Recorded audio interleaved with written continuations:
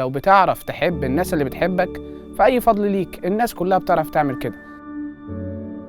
مكتوب في غلاطية 5 إنه ثمر الروح محبة، فرح، سلام، طول أناة، لطف، صلاح، إيمان. مشغول النهارده أكلمك عن المحبة. ممكن لما تسمع كلامي لأول وهلة تقول ما أنا بعرف أحب، بس نوع المحبة اللي يسوع اتكلم عنه، اتكلم عن إنه لو بتعرف تحب الناس اللي بتحبك فأي فضل ليك، الناس كلها بتعرف تعمل كده. لكن لو بتعرف تحب عدوك فهو ده يسوع اللي طالبه منك. نوع المحبة ده مش هتقدر تستلمه غير بالروح القدس، إنك تعرف تقبل حد بيحاول إنه يأذيك.